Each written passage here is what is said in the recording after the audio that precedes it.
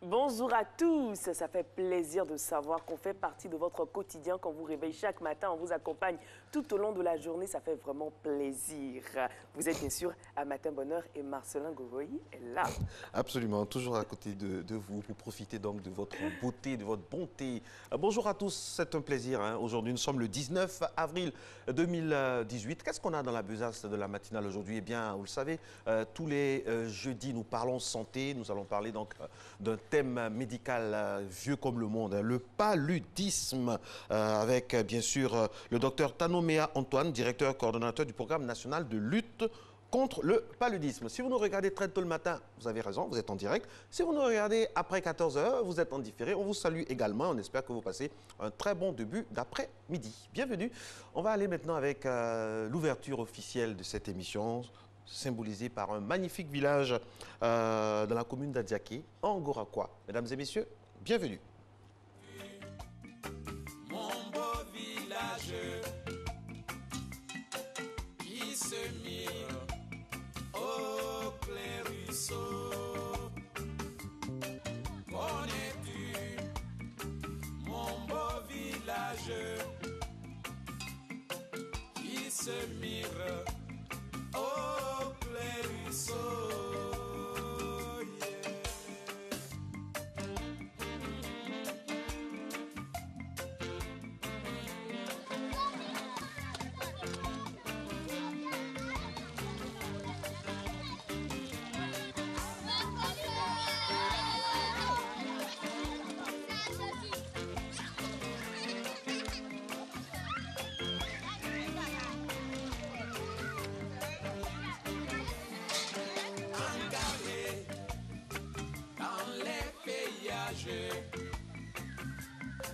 On dirait un nid d'oiseau. Encadré, encadré dans les feuillages. On dirait comme un berceau. Connais-tu mon beau village qui se mire au clair ruisseau? Connais-tu mon beau village qui se mire au clair ruisseau?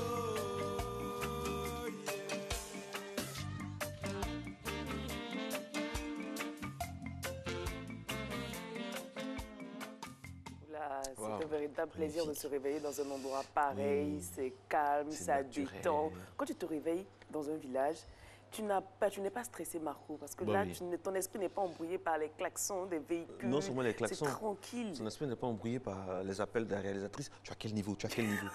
tu es bercé par le bruit des oiseaux. Oui. Et là, quand on a vu l'eau, là, je me dis, j'imagine après la pêche, donc les poissons, donc la soupe, donc la nourriture, c'est du bio, quoi. C'est du bio. Ah ouais, franchement, imaginez le petit déjeuner, quoi, dans ce village à Angora, quoi.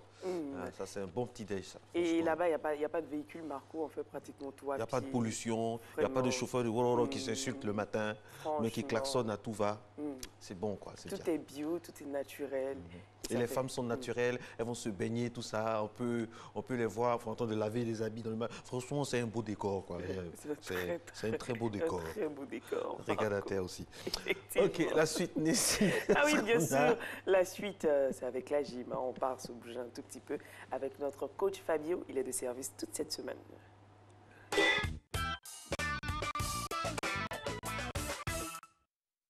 Bonjour à tous, on ne le dira jamais assez, le sport c'est la santé. Je suis très heureux d'être en votre compagnie pour vous permettre de vous réveiller ce matin encore, de faire quelques mouvements pour justement être en forme. Aujourd'hui, nous allons travailler avec des haltères. Si vous n'avez pas d'haltères chez vous, on ne le dira jamais assez. Prenez des bouteilles remplies d'eau ou de sable mouillé, ou bien de sable tout simplement. Et puis on part directement aujourd'hui pour le premier exercice. Regardez, on casse légèrement les jambes comme ça, d'accord. Si vous ne pouvez pas prendre cette position parce que vous avez des douleurs au niveau du genou, on casse seulement une jambe, celle de devant et celle de derrière, on monte sur la pointe des pieds, comme Rosemary va le faire, là. Et puis on tire l'intérieur, là, pour aller derrière, ok, de sorte à travailler les muscles du dos. Alors pour ceux qui peuvent, on descend donc, on casse le dos de sorte à ce que le dos soit bien droit, là, et puis on tire. Allez, 1, 2, 3, on va à 20, 4, 5, 6, 7, 8, 9, 10, 1, 2, 3, 4, 5, 6, 7, 8, 9, ok, super. On va faire 2 fois 20 de chaque côté, donc on part directement pour l'autre côté. Allez, cette fois-ci, bras gauche, 3, 2, 1, go. 1, 2, 3, 4, 5, 6, 7, 8, 9, 10, encore. 1, 2, 3, 4, 5, 6, 7, 8, 9 et 10. On change directement, on part de l'autre côté. Allez, 3, 2, 1, go. 1, 2, 3, 4, 5, 6, 7, 8, 9, 10 encore. 1, 2, 3, courage. 4, 5, 6, 7, 8, 9. Ok, on change le bras une dernière fois avant de changer de mouvement. Allez, top, c'est parti. 1, 2, 3. Restez toujours dans la même position. Ne bougez pas. 6, 7, 8, 9, 10. Encore. 1, 2, 3, 4, 5, 6, 7, 8, 9. Ok, super.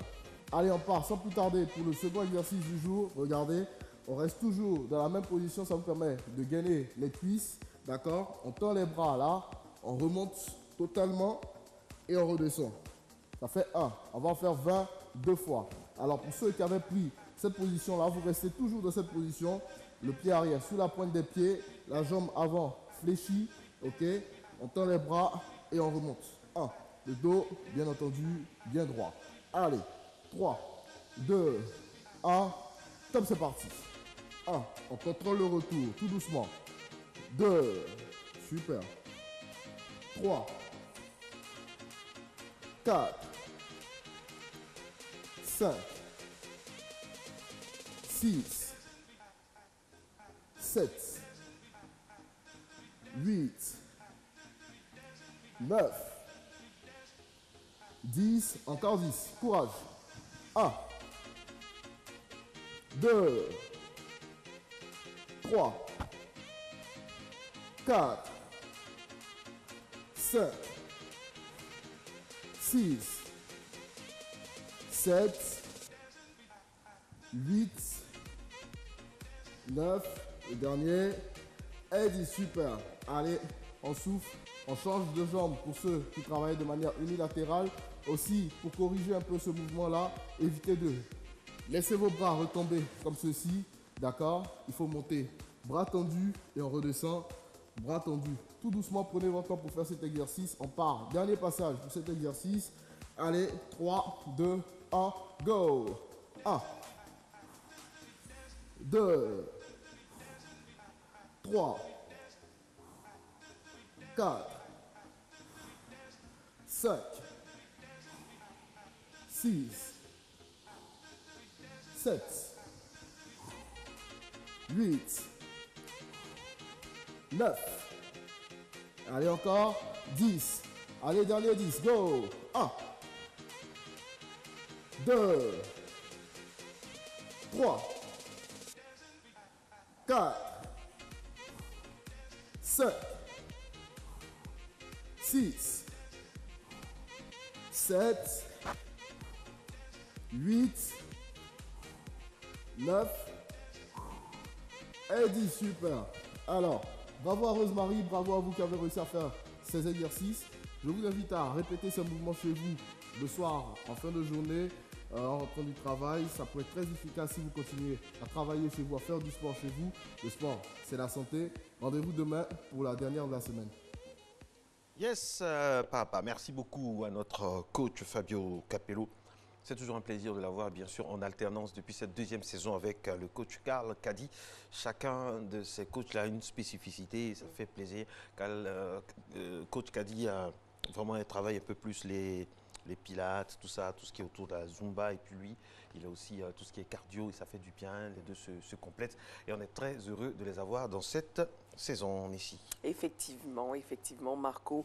Et Oui. également, Marco, il a dit, le sport, c'est la santé. Ça permet de garder une très bonne santé. Ça régule le rythme cardiaque pour éviter tout ce qui est maladie cardiovasculaire et tout ça. Et également, ça, Marco, ça permet de rester calme quand on sait ce qui se passe sur la route. Parce que quand on ne sait pas, on tombe dans les embouteillages. Et heureusement que Martin Bonnet est là avec le point route.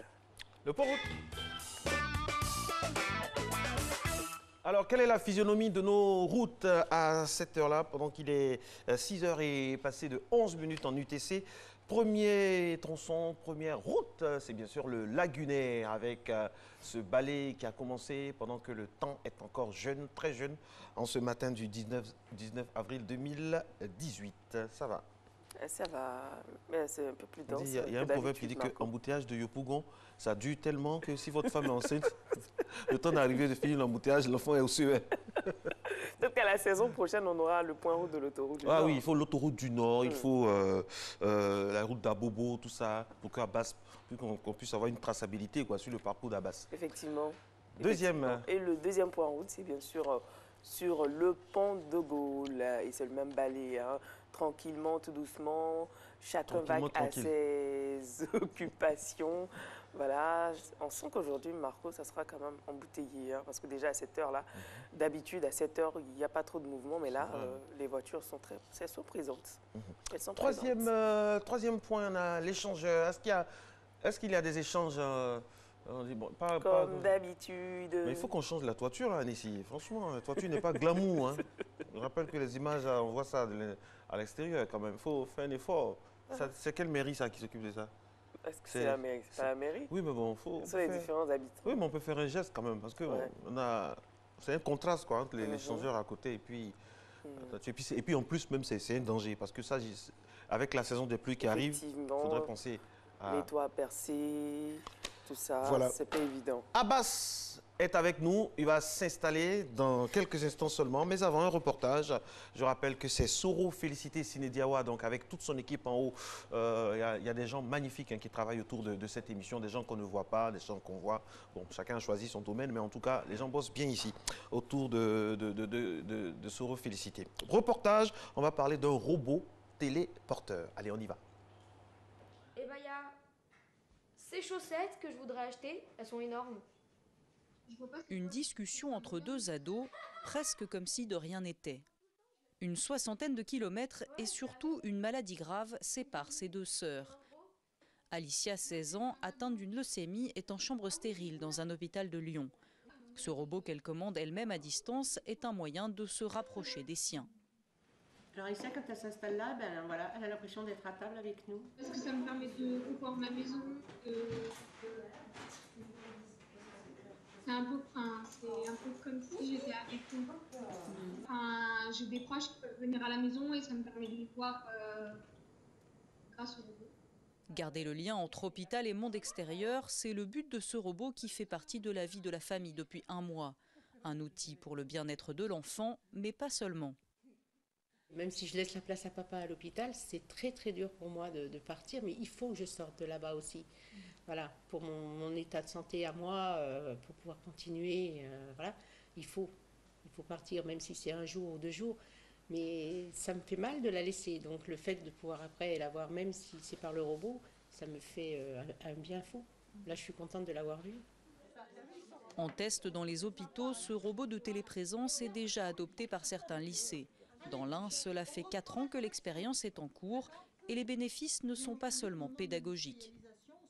C'était pour un élève qui était un peu à la marge eh bien, la présence du robot, toute la classe lui disait bonjour, toute la classe lui disait au revoir, et quand il est revenu en classe, tout le monde lui parlait et il a été inclus dans la classe. Et ça change vraiment quelque chose sur le plan social, quoi. Et puis du coup, ça devient un médiateur et c'est assez intéressant de voir les réactions. Grâce à un clavier d'ordinateur et une simple connexion 4G, Lydie, atteinte d'un asthme sévère, se balade quasiment librement dans les couloirs. Coût 6 000 € pièce. La région Auvergne-Rhône-Alpes vient de décider d'en déployer une 60aine dans les établissements scolaires. C'est pas mal ça, Marco. Oui. Vous imaginez, pendant que vous êtes tranquillement chez vous à la maison, le robot téléporteur est là, présenter l'émission à votre place. Ça va pas faire 10 secondes à l'antenne, franchement. Mais c'est la même chose, hein, parce que vous êtes chez vous. C'est juste la présence physique, voilà, qui n'est pas.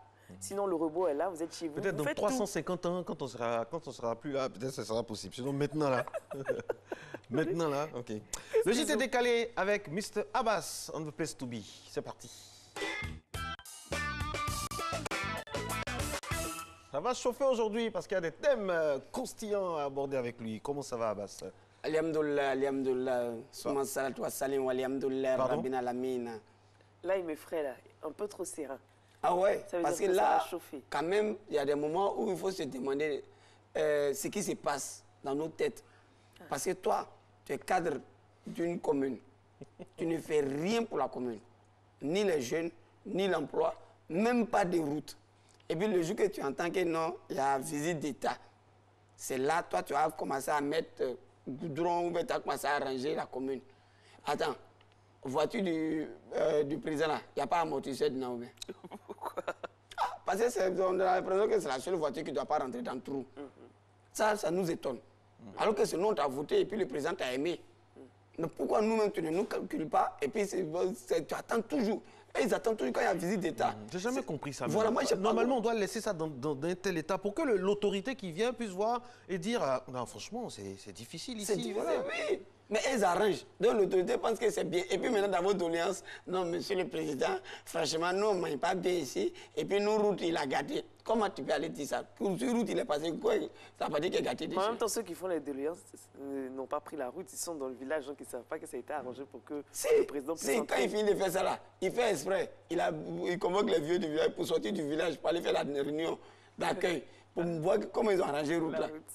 Les gars, ils sont malins. Donc, ce qu'on veut vous dire, si tu aimes chez toi, il ne faut pas attendre l'arrivée du président ou bien des autorités pour arranger. Il y a des routes même qui ont été bitumées en 2 jours dans ce pays. Parce qu'une autorité a décidé d'aller là-bas. En 2 jours. Et ça, c'est les paroles d'un géomètre qui... Ben oui, mon père est dans le domaine en plus. Non, franchement, Ah bon? parce Mais que non, ouais, c'est vrai, ça peut se faire. une année, dans les années, on était quoi? On était au lycée. Et si tu as donné l'année à trouver le président? Oui, c'est vrai. Voilà, Bon, en tout cas, ça s'est passé Voilà, un ça moment. s'est passé comme cela. Donc voilà, trop c'est trop ta pays là. Deuxième sujet aujourd'hui. Oui. Ça, c'est les femmes. Madame, Nessie, félicitez. Si vous n'aimez pas garçon là, il ne faut pas que vous allez bouffer son argent. De quoi parle le texte? Non. De quoi il s'agit ici? On est là, on vous prend. On vous met à la maison. Même on a fait coco. Ça veut dire qu'on a déjà l'intention de vous prendre au sérieux. Parce que quand on vous croise le premier jour, il faut me prendre au sérieux, il faut me prendre au sérieux. On te prend au sérieux. Quand on te met dans la maison, ce n'est pas pour aller en boîte. Ce n'est pas pour aller dans maquis. Si tu veux être go de boîte, tu es dehors. Si tu es à la maison, tu es go de maison. On n'a pas dit que tu es gardien, mais tu es go de maison. Mais Parce non, que... elle a le droit de s'amuser aussi. Mais si tu veux t'amuser, il y a tout. Moi, ma femme aime jouer des vieux, elle veut aller en boîte. J'ai tout fait payer les petites lumières, là, il a mis dans la maison. Il a mis boisson. Elle dit non, dans la boîte, la lumière fait bien. Il fait ça, il dit à mon fils, éteins, allume. C'est ça, il y a problème dedans. Bon, en même temps, ça dépend d'où vous avez rencontré votre épouse. Mais non. Vous ne pouvez pas rencontrer une femme en boîte et espérer qu'elle soit à la maison tout le temps. Vous l'avez rencontrée en boîte, c'est son milieu, c'est ce qu'elle aime. Donc, Nessie, de toute façon, moi, je t'ai rencontré à la télé là. Si tu arrives chez moi, chaque jour, tu as rentré dans la télévision pour t'asseoir quoi. Mais il faut te dire que si j'arrive chez toi, chaque jour, je serai à la télé. Ah bon? Quand je t'appelle, je te dis, chérie, j'ai un tournage, il faut que tu comprennes. Ta réalisatrice va me connaître, elle boit ici. Chaque jour, elle vient tronçonneuse. Voici tout me dit aujourd'hui, le monsieur, il avait espoir. Il a tout donné à la femme. Elle a laissé ça. Elle a donné goumé au monsieur. Un an de goumé. C'est une petite qui passait, qui a consolé le monsieur. Donc, pour reconnaissance, le monsieur a décidé de marier la petite. Et toi, tu as venu gâter le mariage là. Non, ça, c'est une version. Non, mais Nessie, Elle-même, quand elle était avec le monsieur, c'est elle qui disait au monsieur, tu vois, il faut apprendre karaté, il faut apprendre karaté. Le monsieur a appris karaté. Premier nyanga, il a eu de karaté là. C'est elle-même au mariage qu'elle va venir arrêter le mariage. Nous, on fait ça pour avoir l'argent. Toi, tu veux faire ça pour gâter le mariage. La petite fille, tu sais où elle est quittée. Tu sais ce que ses parents ont. Ah bon? Mais bien sûr. Apparemment, vous connaissez très bien l'histoire. Non, non. Tu sais, quand ça fait comme ça, nous les garçons, on est en boule. Ça nous fait mal. Parce que de voir que tu as été une personne qui était dans notre vie, c'est pas facile de te laisser. Mais là, non. Parce qu'ils l'ont touché. Ça veut dire, le veste, on a tapé, j'ai des jambes. Au moment où elle voulait foncer, le veste, on a attrapé ça. Le mari même a fauché. Elle a tourné 3 fois en l'air. Non, mais ça, c'est pas normal, hein. Et puis ça a été filmé.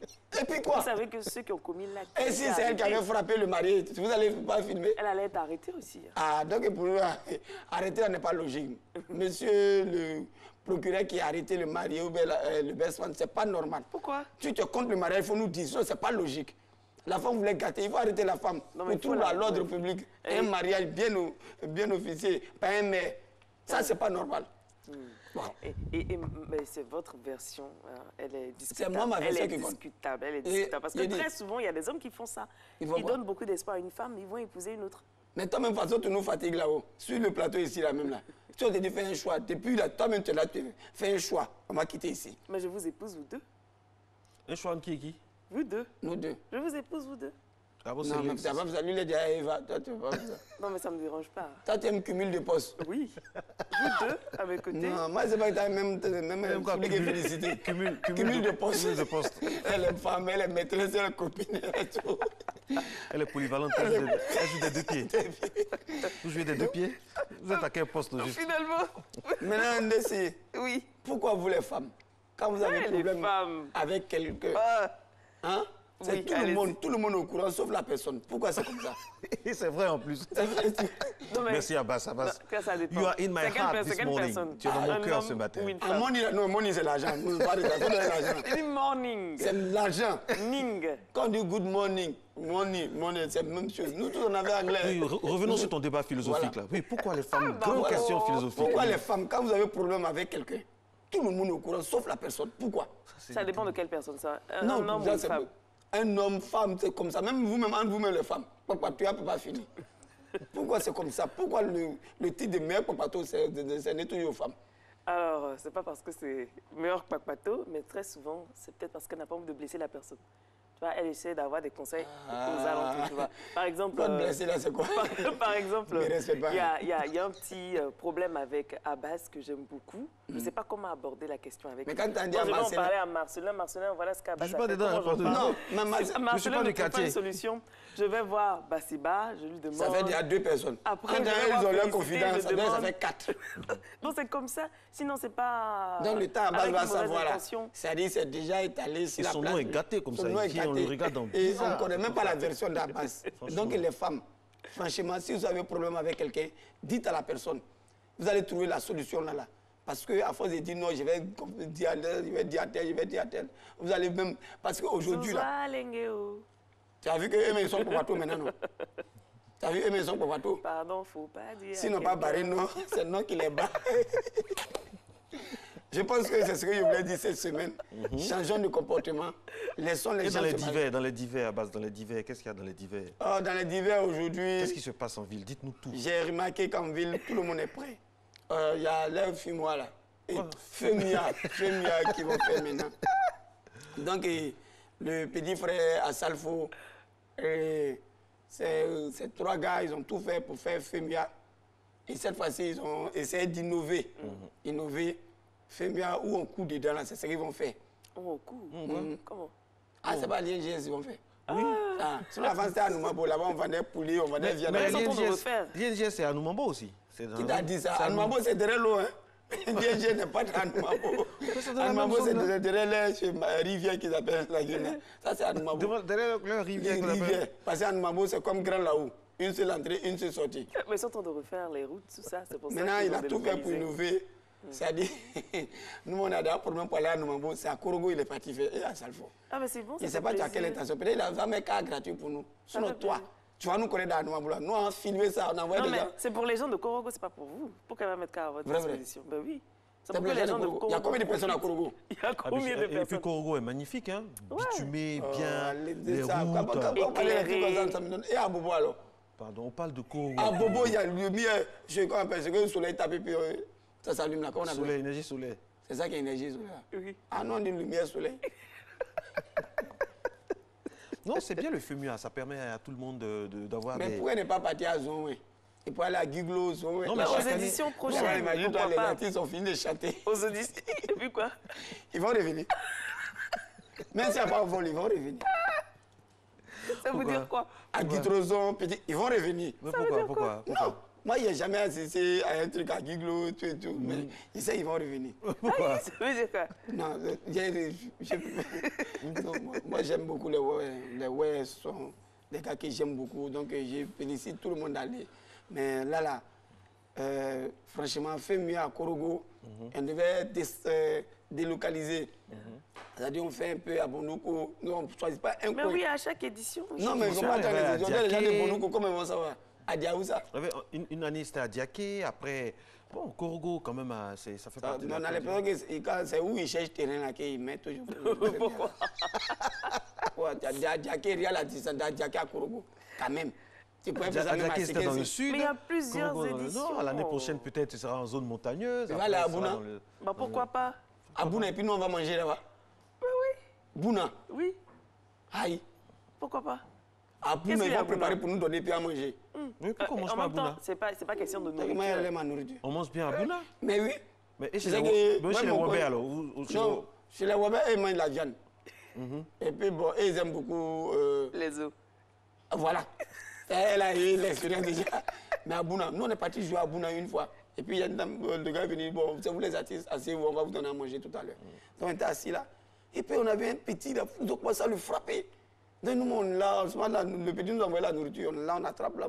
Mais madame a arrêté de frapper l'enfant. Elle dit, c'est vous les artistes, ah non, oui. Votre repas n'est pas encore prêt. Ça là, c'est un repas des initiés. Et c'est ça l'enfant nous a donné. Alors que quand on dit initié, Milou était dedans. Oula, Merci beaucoup, là. Abbas. C'était le JT décalé, Abbas, dans tous ses états sur RT1. C'est tous les jeudis comme ça, tous les jeudis matin. Merci d'être avec nous. Tous les jeudis, comme tous les jours, ouvrez pour Matin Bonheur également. Il y a le journal et qui est présenté ce matin par Hamza Diaby. Mais avant, on aura la pub. C'est parti.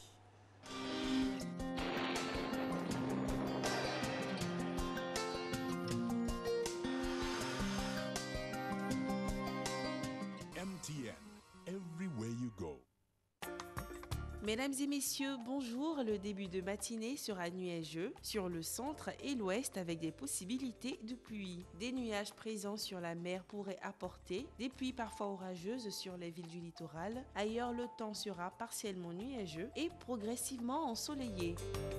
Les températures, on aura 26 degrés comme maximale sur les villes d'Abidjan ainsi que sur la ville d'Adiaké, 24 degrés à Bondoukou, à Boaké et à Daloa, 25 degrés à Dambokro. Il fera 24 degrés à Gagnoa, 25 degrés à Korogo, 23 degrés, ce sera la minimale à Mans dans le Tompi, 25 degrés à Odiéné et San Pedro Sassandra, 24 degrés à Tabou, 25 degrés sur la ville de Yamoussoukro. Le sud forestier observera la formation de cellules orageuses suivies de pluies en milieu ou en fin de période. Cette situation pourrait intéresser les zones littorales en fin de période avec des averses. Des passages nuageux affecteront l'est, le nord-est puis le centre du pays avec des pluies orageuses en cours de période. Ailleurs, le temps sera partiellement nuageux ainsi qu'ensoleillé. Les températures pour l'après-midi, on notera 31 degrés à Abidjan ainsi que sur la ville d'Adiaké. On aura 34 degrés à Boaké, Bondoukou et Daloa. 35 degrés, ce sera la maximale à Dambokro. 33 degrés dans le Goa Gagnoa. 35 degrés à Korogo. 32 degrés à Mans. 35 degrés à Odiéné. 31 degrés à San Pedro comme à Sassandra. La minimale de 30 degrés concernera la ville de Tabou. Il fera 33 degrés sur la ville de Yamoussoukro. Très bonne journée à toutes et à tous.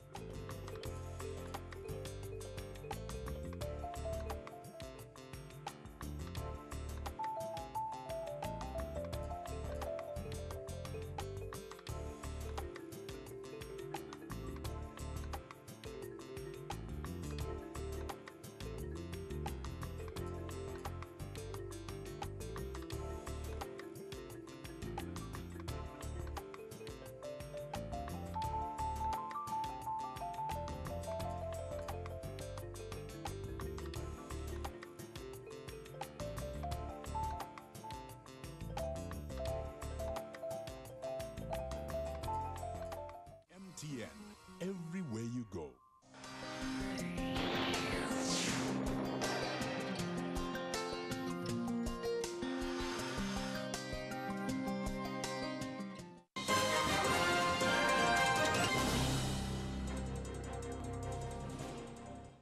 Bonjour mesdames et messieurs, bon réveil, bienvenue dans ce 6h30. Direction tout de suite à Koweït City, au Palais Bayan, où le président Alassane Ouattara a reçu récemment des hautes personnalités de la monarchie parlementaire. Le Premier ministre, le ministre des Affaires étrangères et le président du Parlement, tous se sont succédés dans les quartiers du chef de l'État et tous également l'ont félicité pour son leadership.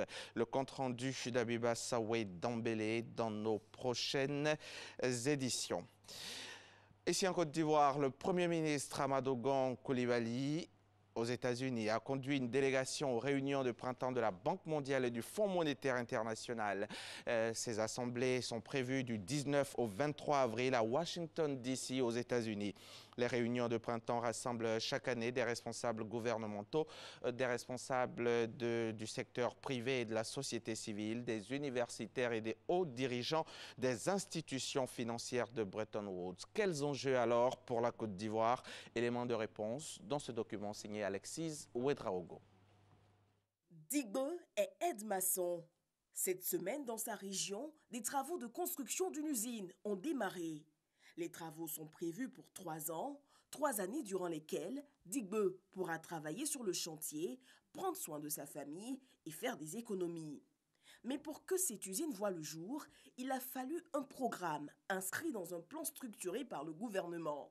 On parle du plan national de développement. Et pour que ce plan soit mis en œuvre, il faut de l'argent, beaucoup d'argent. Chaque année donc, à l'instar de la Côte d'Ivoire, de nombreux pays africains et européens, en dépit de leurs ressources internes, se retrouvent sur des marchés financiers internationaux pour lever des fonds indispensables à l'exécution de leur politique économique. Du 9 au 15 mars dernier, le Premier ministre ivoirien Amadou Gon Coulibaly était sur les places financières de Londres, New York, Francfort et Paris. Le pays a levé un peu plus de 1115 milliards de francs CFA à travers l'émission d'un eurobond à 2 tranches. Une opération inscrite dans le cadre du financement du budget 2018. Tous les fonds levés permettront de financer les investissements prévus au budget et de stimuler la croissance à travers des créations d'usines comme celle dans laquelle travaillera Digbe ou toute autre infrastructure. Cette semaine, le chef du gouvernement refait sa valise. Amadou Gon Coulibaly part à Washington où il prendra part aux assises des institutions financières de Bretton Woods. Une sortie qui intervient au terme d'une mission des services du FMI en Côte d'Ivoire avec un rapport édifiant. Les perspectives pour la croissance en 2018 et le moyen terme restent solides pour une croissance soutenable et inclusive. Et la visite du vice-président de la Banque mondiale pour l'Afrique, Makhtar Diop. Mieux, le 10 avril dernier, la Banque mondiale a accordé un prêt de 107 milliards de francs CFA, l'une des nombreuses retombées de la présence ivoirienne aux assemblées de 2017. Le prêt permettra d'accompagner la transformation de l'Anacard, un financement qui va créer de nouvelles opportunités de diversification et donner une plus grande impulsion à la production industrielle grâce à la transformation locale des produits de l'Anacard. 440 000 emplois pourraient être créés, dont au moins 60% destinés aux femmes. À Washington, le Premier ministre et ses experts partageront la position et la vision du pays sur les enjeux de l'économie mondiale, mais également sur l'économie nationale. Ils présenteront les besoins de financement du pays, histoire de mobiliser des ressources pour les programmes de développement à venir.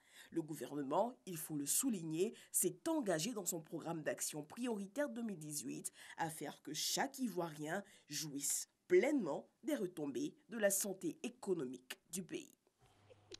C'était un récit d'Alexis Ouedraogo. La Direction générale des impôts a mobilisé 466,7 milliards de francs CFA de recettes brutes pour un objectif de 464,8 milliards de francs CFA au titre du premier trimestre de l'année 2018. Et voilà ce qui ressort du séminaire bilan de la Direction générale des impôts. Cette rencontre à l'occasion avait donc cette occasion pour les agents des impôts d'analyser analyser les résultats et les performances enregistrées par leurs services au cours de ce premier trimestre et d'élaborer les stratégies ainsi que des plans d'action dont la mise en œuvre garantira très certainement encore de meilleurs résultats. On en parle avec Justine Seijike. 66,7 milliards de francs CFA mobilisés par les impôts au premier trimestre 2018 pour un objectif initial de 464,8 milliards de francs CFA, soit un écart positif de 1,9 milliard de francs CFA. Résultat qui aurait pu être meilleur n'eût été certaines amputations. Ces résultats auraient pu être meilleurs s'ils n'avaient pas été amputés du produit de certaines taxes au titre desquelles les prévisions de recettes s'établissaient à environ 6 milliards et pour lesquelles aucun droit n'a été perçu si nous avions promptement et correctement adressé la problématique de l'impôt synthétique et du régime du réel simplifié au regard des aménagements qui ont été apportés à l'annexe fiscale pour la gestion 2018. Les projections de recettes brutes pour le deuxième trimestre 2018 s'élèvent à 607,3 milliards de francs CFA, soit une progression en valeur de 20,9 milliards de francs CFA par rapport aux réalisations de la même période en 2017 et un taux global de 8,2%. Le directeur général des impôts entend mobiliser ces recettes en s'appuyant sur des nouveaux outils modernes, notamment le système informatique. Je veux parler entre autres du renforcement de la digitalisation à travers la généralisation des téléprocédures et du paiement des impôts via mobile. Je veux parler de l'amélioration de la qualité de l'information financière en vue de son exploitation optimale grâce à la mise en exploitation de l'application ILIAS dès ce mois d'avril 2018. Ce séminaire bilan est donc le lieu pour les agents des impôts d'évaluer leur potentialité, d'affiner leur méthode de travail en vue d'atteindre leurs objectifs. La date limite de la deuxième campagne d'identification des abonnés à la téléphonie mobile a été prorogée jusqu'au 30 avril prochain. À moins de 2 semaines de la fin de cette ultime campagne, le gouvernement en appelle à la mobilisation des retardataires. Car passé ce délai, le processus de suppression des numéros non identifiés sera enclenché. Avertissement lancé donc mardi par le directeur de cabinet du ministre de la Communication, de l'Économie numérique et de la Poste, M. André Apété. Lanciné Bakayoko lui a tendu le micro. La deuxième campagne d'identification des abonnés devait initialement s'achever le 31 mars 2018. Mais à cause des problèmes liés en grande partie aux difficultés dans l'établissement des pièces d'identité, le gouvernement a exceptionnellement prorogé la fin de l'opération au 30 avril prochain. Si fin avril, quelqu'un n'est pas identifié conformément au décret, il a mai et juin pour se mettre en règle pendant qu'il reçoit des appels mais il ne met pas.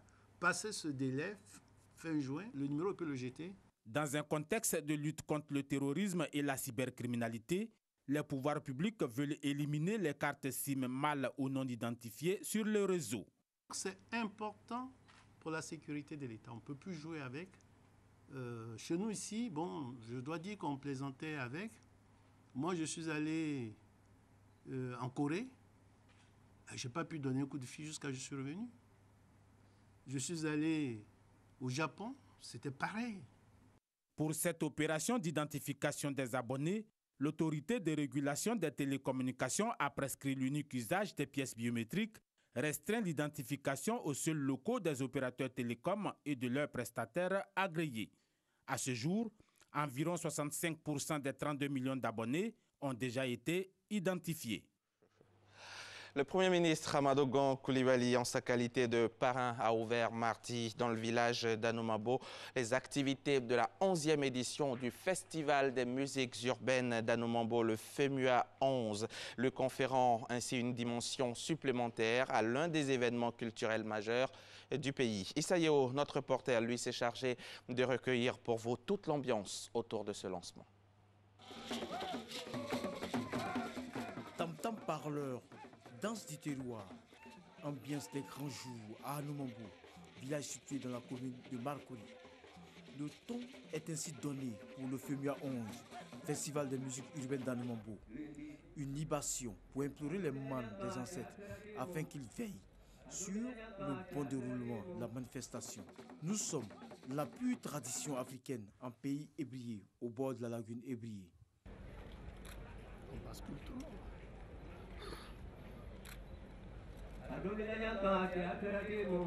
Les jeunes voyants, prestation d'artistes, tout y est pour donner un caractère festif à la manifestation sous l'œil protecteur du chef du village d'Anumambo. Notre village est connu de partout le monde. Nous espérons qu'il y a des investisseurs qui viendront quand même aider notre village à prospérer. Le FEMUA, une occasion pour les artistes invités de démontrer leur talent et leur savoir-faire. C'est un plaisir pour moi de participer au FEMUA. C'est ma première fois, donc je vais apporter la touche coupée décalée. J'invite tout le monde à venir découvrir que je vais rendre live parce que voilà, c'est assez spécial.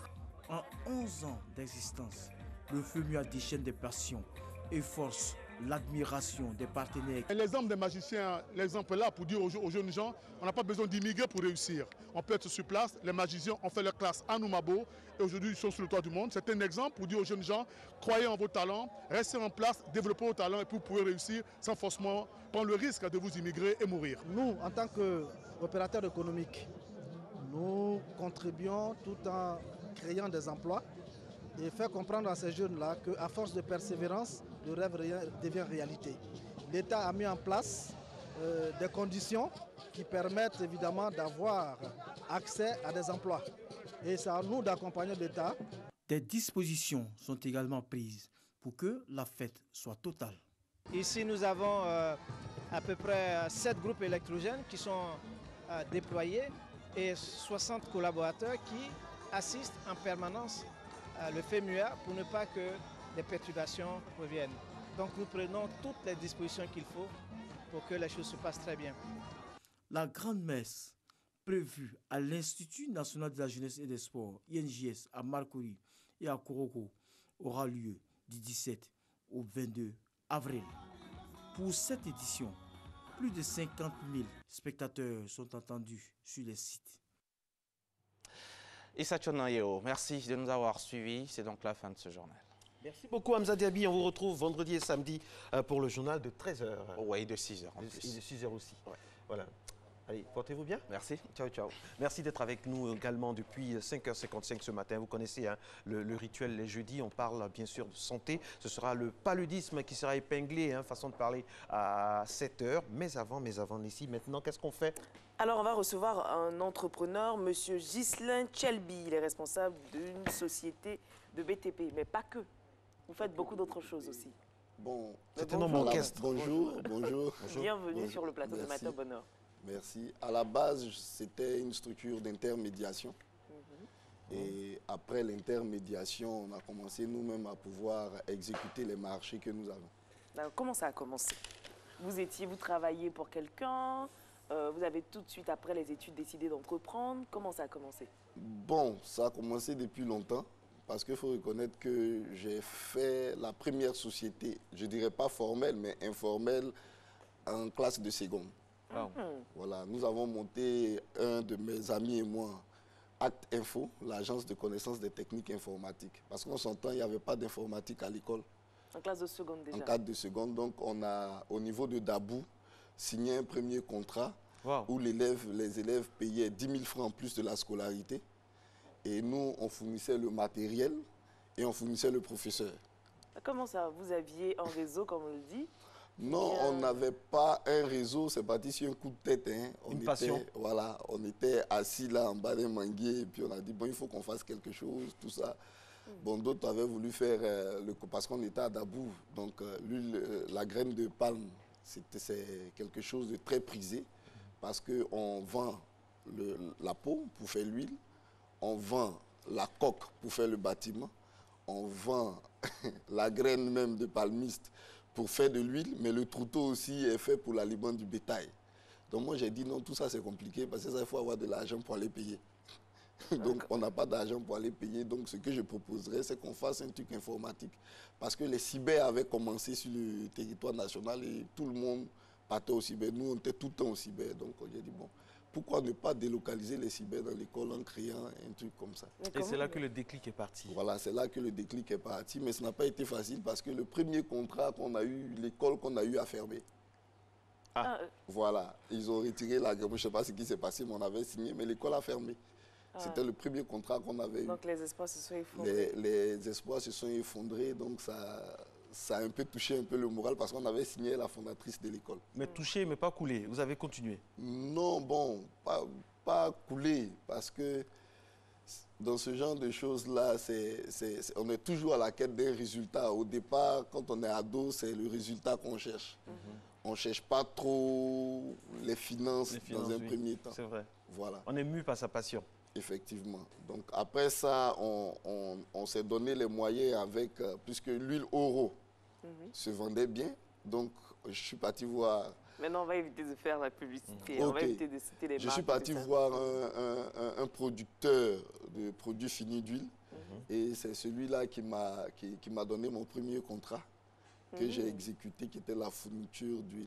Mais cette fois, ça n'a pas fermé? De quoi? Non, ça n'a pas fermé, de palmiste. De palmiste. Voilà, pour pouvoir faire des produits de beauté, des savons et tout ça. Et depuis lors, vous avez été touché par le virus de l'entrepreneuriat? De l'entrepreneuriat. Vous avez quand même continué les études? Oui, mais je me suis arrêté en licence de sociologie. Quand même. Pourquoi? Bon, pour deux raisons. La première raison, c'est... Vous touchez trop d'argent? Non, pas parce que je touche trop d'argent. Je ne touchais pas trop d'argent. C'est par rapport à l'environnement d'abord. Il a vu en même temps l'argent. Non, mais il a commencé l'entrepreneuriat depuis la classe de seconde. Je reconnais mon élève. Je reconnais mon élève. Non, mais pas parce que je touchais trop d'argent. Dans tout ce qu'il dit là, au lieu de voir celui qui s'est débattu, c'est l'argent, vous êtes positionné déjà. Mais Marco, c'est le débat pourquoi? Pour être à l'aise. Pour deux facteurs. Le premier, c'est que l'environnement universitaire était assez compliqué parce que les cours étaient perturbés, mais surtout que les cours traînaient en longueur. Voilà, les cours traînaient en longueur et les conditions, parce que 1500, 1400 personnes dans l'amphi Robert qui a une capacité de 600, 800 places, souvent tu es dehors, tu prends les cours et tout ça. Bon, j'ai préféré arrêter. Et l'activité dans laquelle je voulais me lancer, c'était le cacao. Donc, pendant que vous alliez à l'école, vous aviez quand même... Vous étiez toujours dans l'entrepreneuriat, vous aviez Oui, j'étais toujours dans l'entrepreneuriat, mais j'ai arrêté un peu. J'ai arrêté un peu parce que au niveau de la structure qui commandait, ils ont arrêté de commander avec nous. Voilà, parce qu'il y a eu plusieurs retards sur certaines livraisons. Donc, ça fait que là, j'étais là, je faisais rien d'autre. Donc, on se concentre sur les études. Voilà, on se concentre sur les études. Et j'ai voulu faire le cacao, mais le cacao, c'était à l'intérieur du pays, c'était à Arboville. Donc, il fallait aller là-bas pour pouvoir suivre véritablement les choses. Ce que j'ai fait, et malheureusement pour moi, la crise est intervenue. On a pu avoir un financement un peu élevé. Donc là, on était en plein essor pour décoller, et puis la crise est intervenue. Donc, l'exportateur qui nous achetait le cacao, qui nous devait aussi, c'est un truc à fermer, il est parti. Et bon, là, je me suis retrouvé avec des dettes. Bien sûr, c'est la faillite. Voilà, ça n'a pas été un long fleuve tranquille, hein? Non, ça n'a pas été un long fleuve tranquille, mais...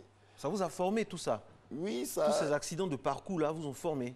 Oui, ça m'a formé, mais ce que je veux retenir de ça, c'est que c'est des expériences qui te permettent d'acquérir une certaine visibilité en fait de l'entrepreneuriat. Parce que souvent de loin, d'abord c'est le rêve, on idéalise les choses, mais dans la pratique, et tu comprends que tu n'es pas assez qualifié pour les idées que tu as. Et c'est en te frottant à la réalité que tu te qualifies, que tu te bonifies. Comme on dit, c'est au pied du mur qu'on voit la hauteur du mur. Voilà. Donc ça n'a pas été facile parce qu'avoir une dette très élevée, alors que tu n'as pas de source de revenus, à part ce que tu faisais, ça m'a laissé traîner pendant un bon bout de temps. Et comment on fait pour gérer les dettes et se lancer dans autre chose?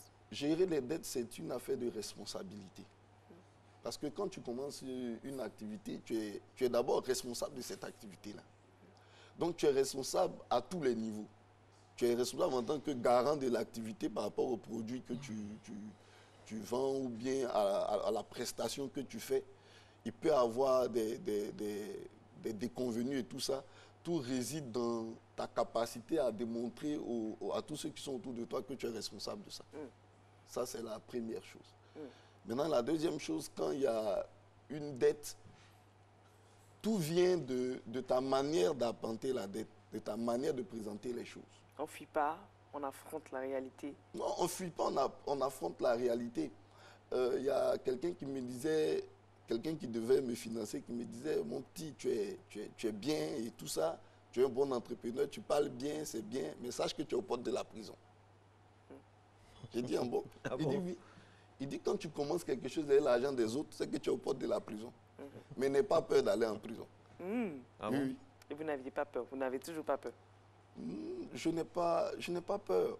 La vie est un facteur risque, surtout quand tu veux entreprendre. D'accord. Donc là, vous avez fini avec tout ça. Vous avez mis sur pied votre propre entreprise. Donc, sur ce, je me suis dit, bon, prendre l'argent des gens, c'est un peu trop compliqué. Travailler comme ça, c'est un peu trop compliqué. Donc, il faut trouver une activité où je touche le minimum l'argent des autres. Voilà. Donc, c'est comme ça que je me suis lancé. Mais vous ne pas avoir de problème. C'est comme ça que je me suis lancé dans l'intermédiation. Et c'est quoi l'intermédiation? L'intermédiation, ce n'est pas une activité qui est vraiment... C'est courant ici, mais les gens ne voient pas ça comme une activité. C'est le fait de mettre en relation d'affaires deux entités. Souvent, soit c'est l'État avec un privé, souvent c'est deux privés par rapport à un marché. Et dans la signature du contrat, quand les deux entités marchent, quand tout marche bien, il y a une part qui t'est reversée. Et quand on fait beaucoup d'intermédiation, on a beaucoup de voilà, quand on ristournes. Bon, ce n'est pas d'abord les ristournes, c'est d'abord les contacts. Les contacts. Parce que l'intermédiation, quand elle est réussie, parce qu'au départ, quand tu commences l'intermédiation, il ne faut pas te baser sur l'argent tout de suite, sinon tu vas passer à gauche. La question, il y a une question qui revient souvent. Vous êtes jeune, quand on vous voit, vous êtes jeune. Et quand on voit votre parcours, on voit que ça n'a pas été facile pour vous. Quel conseil vous pouvez donner aux jeunes qui nous regardent, qui sont dans les lycées? Parce qu'on attend souvent de finir ses études avant de se lancer dans un business. Vous, déjà, en seconde, vous avez commencé. Ça, c'est super bien. Et moi, j'aime beaucoup. Nessie aussi, j'imagine. Alors, comment ça se passe? Comment on fait? Parce qu'on attend généralement de finir ses études avant d'acheter un terrain, alors que chez les anglo-saxons, à 15 ans, 16 ans déjà, dans les couloirs, ou bien dans le parking donc, des parents, on a une petite entreprise. Quel conseil on peut donner ici? Vous, qu'est-ce qui vous a interpellé? Ce qui m'a interpellé, c'est que pour moi, ce que j'ai vu tout de suite, bon, c'est maintenant que j'ai trouvé les mots pour pouvoir coller dessus, c'est que l'influence va de pair avec le fardeau. Si tu n'as pas le fardeau de quelque chose, tu ne peux pas être influent dans le domaine. C'est pas faux. Je prends par exemple vous aimez ce que vous faites. Vous avez le fardeau, vous présentez ce que vous faites. Vous levez à 3 h du matin. Voilà. Pour pouvoir présenter Matin Bonheur, c'est ça. 3 h du matin, préparer. On dit 3 h du matin, mais avant ça, la veille, il faut préparer les choses. Et puis à 3 h du matin, essayer de voir. Oui, merci beaucoup. Donc, l'influence, si tu n'as pas le fardeau de ce que tu fais, tu ne peux pas être influent dans le domaine. Donc souvent, le véritable problème des jeunes aujourd'hui, des adolescents surtout, c'est qu'ils cherchent à être influents, mais de la mauvaise manière. Je prends un exemple simple. Je sors par exemple de la RTI, je vois une grosse voiture passer. Ce qui m'intéresse, c'est comment je roule dans la grosse voiture. On oublie le parcours pour arriver dans la voiture. Mais je ne sais pas savoir comment la personne qui a cette grosse voiture-là, par où elle est passée. Voilà. Je me rappelle un jour, je suis parti à une émission et il y a quelqu'un qui est sorti qui m'a dit non, vieux père. J'ai dit non, moi je suis ton petit frère, je ne suis pas ton vieux père. J'ai dit vieux père, non, que je veux te ressembler, vraiment, tu es bien, ta voiture tout, vraiment, tu es bien. J'ai dit mais bon, est-ce que tu es sûr que tu veux me ressembler? Il dit oui, oui, oui. Il dit ok. Il dit qu'est-ce que tu fais? Il dit les cordonniers. J'ai dit la première chose, il faut te dire que ta cordonnerie ne doit pas rester au stade où elle est. Si tu veux rester un cordonnier simple et tout ça, il faut avoir une vision, il faut chercher à développer ça. Mais est-ce que tu aimes la cordonnerie? Parce que tu veux me ressembler, mais tu veux laisser la cordonnerie pour faire ce que je fais? Non, il dit oui, j'ai dit c'est que c'est un mauvais départ. Parce que le monde est bâti par des personnes qui ont déjà au départ le fardeau de ce qu'ils font. c'est quand il se déploie sur ce fardeau-là que l'influence vient après. Je ne sais pas si on a le temps. Moi, je vais raconter une petite histoire vraie. En plus, c'est un monsieur qui ne sait ni lire ni écrire, qui était vigile dans un immeuble en face d'où j'habitais à l'époque. Et c'est le symbole de quand on fait un métier, quel qu'il soit, il faut le prendre au sérieux. Il venait toujours à l'heure, à 18h, et il était le vigile. Il gérait les entrées, les sorties, avec une telle dextérité qu'en face, il y avait une villa d'un expatrié qui, chaque soir, en prenant son apéro, le regardait. Et ça l'amusait, il a vu que ce monsieur est sérieux. Et à la faveur de la crise, on ne sait pas comment ça s'est passé, il s'est lié d'amitié au monsieur, et le monsieur, aujourd'hui, gère la sécurité de ses magasins en France. C'est-à-dire, il ne savait même pas qu'on le regardait, mais il prenait son métier au sérieux, même si ça lui donnait quoi, quelques mille à la fin du mois, mais il prenait ça au sérieux, il faisait ça avec abnégation, et ça finit toujours par payer. Franchement, ouais. Oui, c'est un témoignage magnifique. oui, c'est resté, ça m'est resté, parce qu'à l'époque, on débutait la carrière de la télé, et je me dis, mais il n'y a pas meilleur exemple, quoi. Il faut se donner dans ce qu'on fait, se donner malgré les difficultés, malgré voilà quoi, tout ce qu'on peut rencontrer sur le chemin. Oui, c'est un peu ça. Même quand l'intermédiation en une année, tu vas te lancer sur plusieurs projets. Dans les projets, il y a des projets qui ne vont pas aboutir. Il y a certains qui vont aboutir, mais la mauvaise foi des gens vont se faire que tu ne seras pas rémunéré. Mais parmi tous ces projets, il y a au moins un qui va aboutir. Et c'est sur ce projet-là que tu bâtis un peu. Il faut y croire. Ouais, il faut y croire. Donc depuis 2014, où on a mis en place Paraclet Méga Service, donc on essaie de relativiser, de travailler. Ça n'a pas été facile aussi avec cette nouvelle entreprise. Ce n'était pas l'aboutissement. Même actuellement, ce n'est pas facile. Mais ça nous permet de tenir la route. Et aujourd'hui, on a vu que, bon, avec ce qu'on a pu engendrer comme certains moyens par rapport à certains contrats, on avait maintenant l'aptitude à pouvoir nous-mêmes partir sur certains contrats. L'objectif de partir sur certains contrats, c'est lequel? C'est de pouvoir créer des emplois. Parce que souvent, quand tu es dans une sphère avec des amis, avec des frères, et qu'il y a quand même une embellie un peu à ton niveau, tu deviens la personne ressource par rapport à toutes ces personnes qui sont autour de toi. Effectivement, donc quand tu vas maintenant toi-même sur les marchés, ça te permet de toi-même créer aujourd'hui des emplois. Alors que l'intermédiation, bon, moi je vous ai mis un rapport et puis bon, moi ça, c'est tout. C'est tout. Et là, vous avez décidé de diversifier, oui, d'introduire, disons, dans l'entreprise, une société de BTP. Oui, une société de BTP et de construction. Ça veut dire, aujourd'hui, les constructions sur lesquelles nous sommes, c'est les constructions de classes. Voilà. D'écoles, de logements de maîtres. On ne fait pas autre chose que ça en matière de construction. Classe, logement de maîtres dans des villages reculés, parce que souvent, on constate qu'au niveau même de certaines localités, des élèves d'un certain âge sont obligés de marcher sur des kilomètres pour aller à l'école, marcher sur des kilomètres pour revenir et tout ça. Donc, c'est un peu ça, c'est sur les classes, l'école que nous sommes. C'est du bénévolat ou bien vous êtes en partenariat avec l'État? Non, pas du bénévolat, en partenariat avec l'État. C'est un homme d'affaires. Maintenant, le bénévolat, ça c'est... Le bénévolat, on ne peut pas commencer puis faire du bénévolat partout, hein, sinon on va se retrouver au truc. Le bénévolat, c'est carrément chez nous. Il n'y a pas de sentiment. Voilà, chez moi, où j'ai des engagements de construction d'écoles, de maternité, ça c'est chez moi. En tout cas, chapeau. Vraiment, vous savez que nous, à Matin Bonheur, on aime faire ressortir des gens dont on ne parle pas assez dans les journaux, à la télé. Et c'est ça le but de cette rubrique-là, les entrepreneurs chevronnés comme vous. Vous êtes jeunes, ça fait plaisir quoi, de voir un jeune venir parler de son expérience. Et vraiment, gageons que cela puisse toucher de plus en plus de jeunes qui nous regardent, qui sont touchés trop facilement par les choses qui vont vite. Et puis aussi, il n'y a pas de modèle. Donc, nous voulons donner des modèles qu'on ne voit pas toujours, ils n'ont pas la chance de passer dans tous les journaux, mais qui sont là. Félicitations pour le travail que vous abattez. Merci. Tant que vous restez dans la légalité et que vous n'allez pas en prison, nous, ça nous va bien. Vous serez toujours notre exemple. On reste toujours dans la légalité, gloire à Dieu, parce que ce n'est pas évident. C'est un parcours... Si vous devez résumer votre parcours, qui est loin d'être fini, en 2 mots, ce serait quoi? En 2 mots, je vais dire... 2 mots, seulement 2 mots. Persévérance et amour. Merci beaucoup. Il s'appelle... Ghislain Chelby, responsable de Société BTP, c'est un homme multiple et multiforme, un homme pluriel, plusieurs cordes à son arc. Il a connu des difficultés, il est passé par des chemins tortueux, mais aujourd'hui, donc, il est avec nous pour nous parler de son expérience. Il a bonne mine, il ne fait pas pitié, il s'en sort, c'est ça. On peut avoir des modèles en Côte d'Ivoire qui ne sont pas forcément dans la politique ou dans le sport, mais qui ont réussi, qui vivent bien leur vie, n'est-ce pas, Nissi? Effectivement, et pour vivre bien sa vie, il faut être en bonne santé. Et on a un mal qui continue de décimer les populations, c'est bien sûr le paludisme. Et nous avons Dr Tano Mea Antoine avec qui nous allons en parler et ça sera dans la dernière partie, mais avant la pub.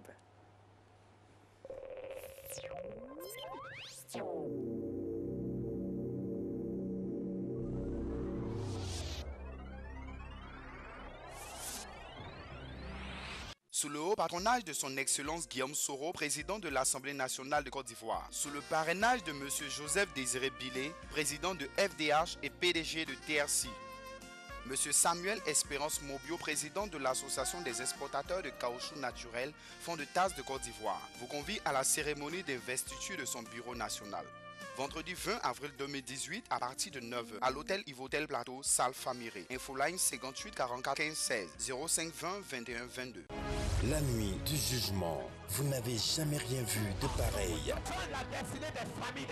Le fils, le bishop Dadi Shekina, reçoit son père spirituel, le prophète Victor Koussi-Boateng. Le 28 avril à 15h au Top Solution, la conférence des hommes prospères. Et le 29 avril à Yopougon au stade de la BAE pour la grande croisade à partir de 15h. Un événement à ne manquer sous aucun prétexte. La nuit du jugement.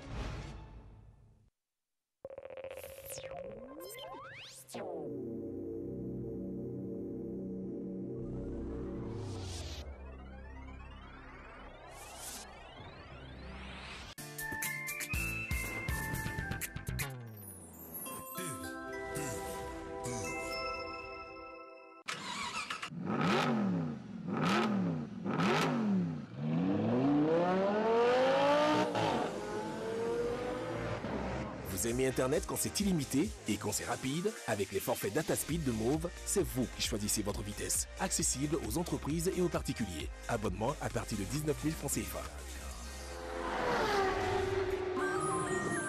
Move, no limit.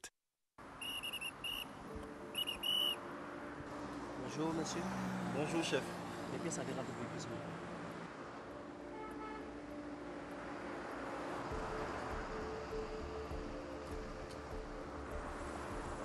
S'il vous plaît, ouvrez le coffre.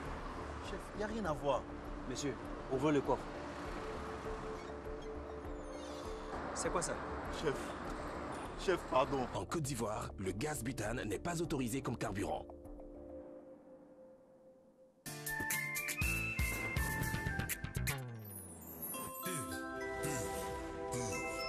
Retour sur le plateau de ces matinales, mesdames et messieurs. La RTI, la Côte d'Ivoire vous dit bonjour à travers la matinale de sa principale chaîne. C'est tous les jours du lundi au vendredi de 5h55 à 7h30. Je suis Marcelin Gouvoy en compagnie de mademoiselle Ndri qui va poursuivre cette émission. Effectivement, donc notre invité, il est là, il est très bien installé. Docteur Tano Mea Antoine, directeur coordonnateur du programme national de lutte contre le paludisme. Bonjour docteur. Bonjour madame. Bienvenue chez nous. Bonjour. Alors Merci. avant d'échanger avec vous, on va regarder ensemble cet élément.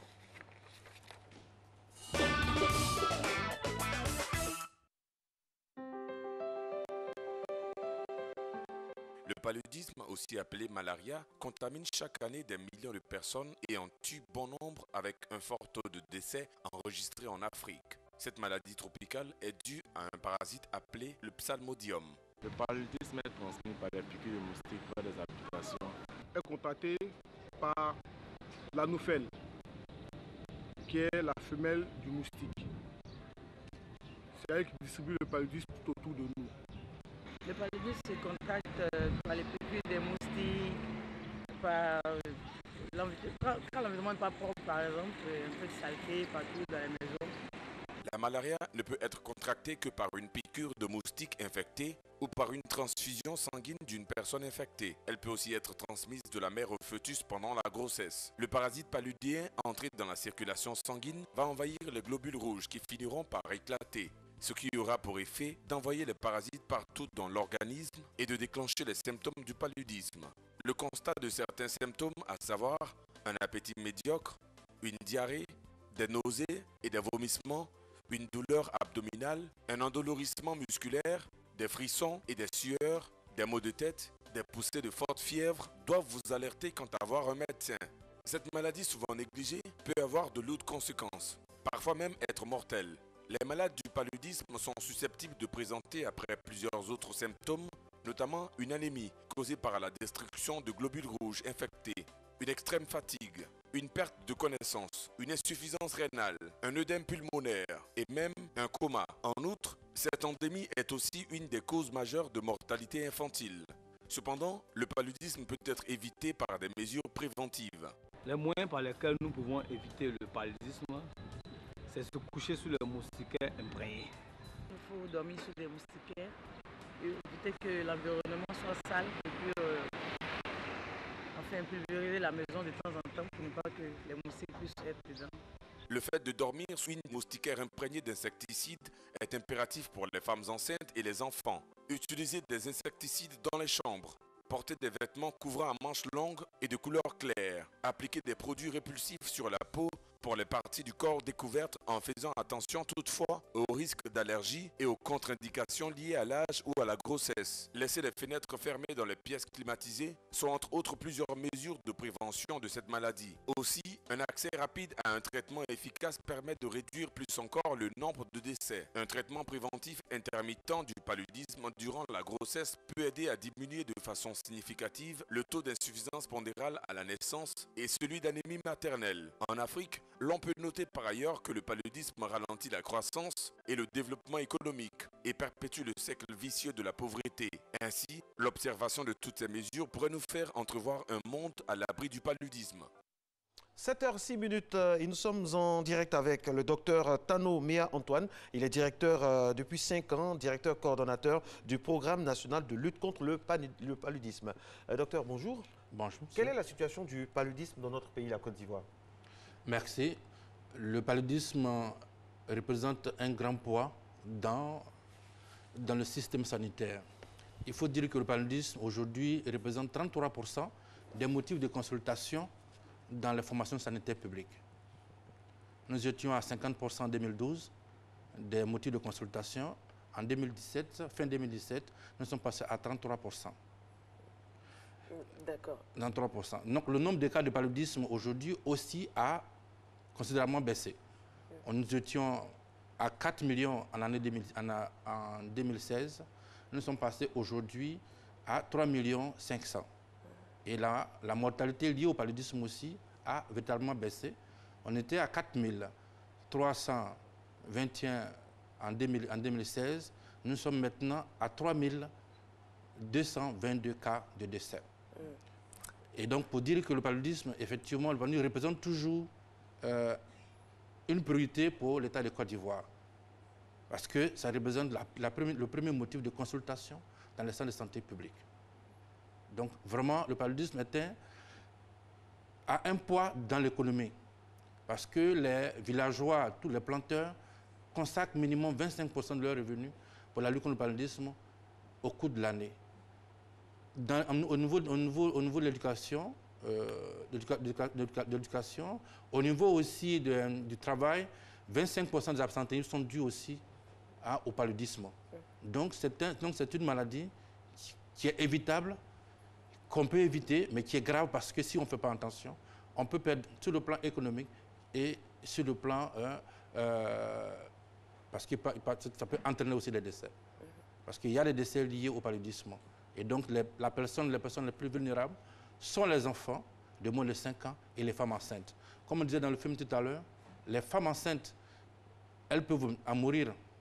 Ou bien l'enfant qui va naître sera un enfant de bas poids, un enfant qui a un faible poids à la naissance. La femme aussi peut avorter son enfant parce qu'elle a contracté le paludisme. Et les enfants de moins de 5 ans peuvent mourir parce qu'ils sont capables de faire des paludismes graves. Donc aujourd'hui, le nombre de cas que je viens de donner, en Côte d'Ivoire seulement, l'année 2017, nous avons eu au minimum près de 3 millions de cas de décès, 3 000 cas de décès. C'est beaucoup. Si chaque année on perd 3 000 personnes, c'est beaucoup dans le pays. Alors, donc c'est grave. Il faut vraiment que chaque personne prenne les dispositions pour éviter le paludisme. D'accord. Docteur, comment on contracte cette maladie-là? Parce que selon les idées reçues, on dit c'est le soleil, on sait qu'il y a déjà le moustique, il y a quoi d'autre? L'huile. L'huile, voilà, quand on mange trop gras. Ok, il faudrait, comme le film le dit tout à l'heure, personne ne peut contracter le paludisme par la fatigue, ni le soleil, ni l'huile. On contracte le paludisme à la suite de la piqûre du moustique, surtout la nouvelle femelle. Donc, lorsque vous recevez cette piqûre au cours de son repas sanguin, parce que la nouvelle femelle pique juste pour prendre du sang pour la maturation de ses œufs. Donc, au cours de son repas sanguin, il vous transmet maintenant le plasmodium, vous transmet le parasite. Donc, quand vous avez ce parasite-là, vous avez entre 10 à 2 semaines ou plus 21 jours pour faire la maladie. Donc, le soleil ne donne pas le paludisme, la fatigue ne donne pas le paludisme, ni l'huile, ni la tiéké, ni quoi que ce soit. C'est seulement la piqûre du moustique qui vous transmet le parasite, qui vous donne la maladie. Et ça se manifeste comment? Parce que dès qu'on a un peu de fièvre, on se dit, c'est le palud. Oui, je voulais profiter pour dire qu'aujourd'hui, toute fièvre n'est pas égale au paludisme. Si vous avez la fièvre, qui fait partie des signes du paludisme, il faut se rendre à l'hôpital pour confirmer le cas. Sur les signes du paludisme, vous avez la fièvre, vous avez les couvertures, comme on a dit tout à l'heure dans l'émission qui est passée, les couvertures, des céphalées, c'est-à-dire des maux de tête, pour parler simplement, des maux de tête, la fatigue. Quelle partie de la tête? Partout. Il y a des bouts de tête oui. qui font penser à la tension artérielle, il y a oui. d'autres qui font penser à un manque on n'est pas assez hydraté. Quelle partie de la tête exactement? En général, le maux de tête, ce n'est pas lié au maux de tête frontal, mais parce que le patient qui vient ne peut pas dire que j'ai mal à la tête au niveau des yeux ou bien au niveau des mains, et la personne décrit pour dire j'ai des maux de tête. Donc même si vous avez une fièvre, que la personne vient pour une fièvre avec des maux de tête, vous pouvez penser à ça, mais faites l'examen. Seul l'examen va pouvoir vraiment confirmer que la personne a le paludisme ou pas. Donc l'examen là, ce sont les examens qui sont gratuits dans l'hôpital public. C'est ce qu'on appelle les tests de diagnostic rapide. Et c'est fait au bout des doigts. Et entre 5 et 15 minutes, vous avez le résultat. On a aussi la goutte épaisse. La goutte épaisse aussi, qu'on fait aussi, là c'est dans un laboratoire qu'on fait cet examen. Donc entre 30 et 45 minutes, vous avez aussi le résultat. Donc devant une fièvre, il faut aller à l'hôpital, se faire diagnostiquer. Et lorsque vous avez le diagnostic, le diagnostic est positif, que vous avez le paludisme, on vous donne le médicament gratuitement dans un hôpital public. Est-ce que c'est respecté ça? Parce que trop souvent sur les réseaux sociaux, on voit des gens se plaindre pour dire que ce n'est pas réel. Est-ce que vous pouvez garantir ça sur ce plateau? Vous êtes quand même le directeur du programme national de lutte. Est-ce que c'est effectif? Ok, pour nous c'est effectif. C'est-à-dire? C'est-à-dire pour nous, il y a un arrêté qui a été fait depuis 2010 qui dit que le traitement du paludisme est gratuit. C'est gratuit pour la femme enceinte, gratuit pour les enfants et gratuit aussi pour les adultes. Mais vous avez des retours que quand même des fois les gens font payer. Et j'ai l'habitude de dire que toute personne qui vous vend un médicament de paludisme vous a volé. Si vous êtes dans un hôpital public, ils n'ont pas le droit de vous vendre le médicament de paludisme. S'il le fait, c'est un vol. Est-ce que vous faites des descentes? Est-ce qu'il y a des agents chargés de veiller à l'effectivité de cette mesure? Oui, on nous a interpellés, je vous donne 2 villes. On allait une fois à Bondoukou, on nous a interpellés à Bondoukou pour dire qu'il y a eu vente de médicaments à Bondoukou. On allait une fois aussi à Boaké, on nous a dit que... Donc on allait faire des missions de contrôle pour vérifier, pour être sûr que le médicament est vendu ou pas. Et ensuite, qu'est-ce qui s'est passé? Quand nous sommes arrivés, il s'est trouvé que l'agent de santé n'a pas vendu le médicament, le médicament du paludisme. Mais il avait fait une injection, et l'injection pour baisser la fièvre, et c'est ça, il a fait payer le patient. Et maintenant aussi, parce qu'il y a des confusions. Quand ils viennent à l'hôpital, ce n'est pas le médicament de paludisme qu'on donne, l'antipaludique qu'on donne. Il y a l'antipaludique, il y a d'autres médicaments qui ne sont pas gratuits. Donc le patient, quand lui va et qu'il a payé d'autres médicaments, même quand on lui a donné le médicament de l'antipaludique, il dit j'ai tout payé. Donc ce qu'on demande maintenant aux prestataires, on demande à nos collègues, les médecins, les infirmiers, les sages-femmes, c'est de prescrire différemment, de faire des ordonnances différentes. De telle sorte que pour le médicament de paludisme, ça soit sur une autre ordonnance et les autres médicaments soient une ordonnance. Lorsque le patient ira à la pharmacie de l'hôpital, il va présenter cette ordonnance et on va lui donner ça gratuitement. Mais sinon, on ne peut pas dire que c'est respecté partout. On a aussi cette information, mais on demande aussi on vous demande aussi à la population que c'est leur droit de recevoir ce médicament gratuitement. Et donc, s'ils vont dans un centre de santé et qu'une personne leur vend ce médicament, ils ont le droit de réclamer. Il y a un numéro vert où ils peuvent appeler? Il y a le numéro vert du ministère de la Santé. Voilà. Donc, il y a ce numéro. Mais ils peuvent déjà aller voir le responsable de l'hôpital pour dire, tiens, on nous a dit que le médicament là est gratuit, mais on vient de me vendre ce médicament. Voilà. Donc, là, c'est le premier recours que la personne peut faire. Mais sinon, le médicament à l'hôpital public, c'est gratuit. Le TDR, il est gratuit.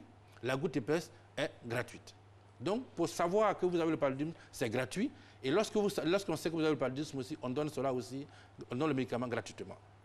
Mais il faut vraiment que chaque personne le sache, que la population soit informée et qu'elle fasse attention pour ne pas qu'on leur donne ce médicament-là contre quelque chose. D'accord. Alors, vous avez donné des chiffres tout à l'heure très intéressants. Est-ce que l'environnement joue un rôle dans la maladie? Et puis, quelles sont les zones les plus touchées en Côte d'Ivoire? L'Est, l'Ouest, le Nord, les zones montagneuses? Quand on est proche de l'océan? En Côte d'Ivoire, il faut dire que le paludisme sévit partout. Que vous soyez à Abidjan, que vous soyez à Korogo, que vous soyez partout en Côte d'Ivoire, le paludisme sévit partout. Maintenant? Le paludisme sévit partout. Il y a des périodes. Par exemple, elle sévit du 1er janvier au 31 décembre en Côte d'Ivoire. Il y a des cas de paludisme toujours, tout l'an. Mais il y a des périodes à laquelle nous avons une baisse sensible des cas de paludisme, c'est-à-dire pendant la saison sèche. Mais ça ne baisse pas plus de 10%. C'est pour ça qu'on dit chez nous que la transmission, elle est constante. Dans nos données, on se rend compte que, par exemple, il y a des villes que je n'ai pas envie d'identifier ici, pour dire qu'il y a des régions dans lesquelles il y a beaucoup plus de cas, mais partout, le paludisme sévit. Et la différence, c'est que ça ne dépasse pas plus de 1000 cas d'une région à une autre. Donc pour nous, elle est constante. Voilà. Sinon aujourd'hui, si devant la télévision, j'identifie pour dire telle ville, il y a beaucoup plus de paludisme là-bas, demain toute cette population va se plaindre pour dire mais comment non, mais ça vous pouvez dire aussi pour que les gens prennent leurs dispositions. Parce que par exemple, il y a des cas... On est tellement habitués à cacher les informations dans notre pays que des fois aussi ça dessert les populations. Il faut dire, les gens vont prendre des dispositions, c'est leur travail, ils sont là pour ça, pour que les populations ne souffrent pas. Il y a des zones comme Adiaké, par exemple, la zone de Adiaké, la zone de Jacquesville. Voilà. Nous avons Jacquesville, nous avons aussi Sakassou, Sakassou, Boaké. Dabou. Oui, Dabou, voilà. Donc ces zones, il y a beaucoup. Donc, si je vais citer, il y a Bengourou, il y a Bondoukou, il y a Korogo, je peux Diamant, il y a... Abidjan? Il y a pas Abidjan centre, mais aux alentours d'Abidjan. Voilà, maintenant, qu'est-ce que le programme fait pour que ces villes-là soient outillées pour lutter contre le paludisme? Ok, il n'y a pas de stratégie particulière pour chaque ville. La stratégie, elle est unique, mais elle est appliquée partout. Mais là où nous savons qu'on a des cas, par exemple, il y a beaucoup plus de cas, nous sommes allés, vous savez, parce qu'on veut éliminer le paludisme, nous avons changé de stratégie. On n'était seulement que dans les hôpitaux. Mais aujourd'hui, au lieu des hôpitaux, nous sommes en dehors des hôpitaux, nous sommes partis maintenant dans la communauté. C'est-à-dire, en Côte d'Ivoire, il y a plus de 30% de la population qui est située à plus de 5 km d'un centre de santé. Donc nous sommes partis vers ces populations-là. Nous avons rapproché le service de prévention et de prise en charge de ces populations. Pour prendre en charge les enfants de moins de 5 ans, donc nous avons formé les AIC. Donc nous avons formé les agents de santé communautaires. Donc dans ces villes dont je parle, nous avons les agents de santé communautaires qui sont situés à plus de 5 km d'un centre de santé, qui prennent en charge les enfants. Et donc, cela n'est pas, on a trouvé que cela aussi n'est pas aussi suffisant. On a rapproché aussi les services de prévention pour faire des consultations qu'on appelle les consultations foraines. Donc, on va vers les populations, là, on prend en charge pendant ce moment-là tout le monde. Ça n'est plus seulement les enfants de moins de 5 ans.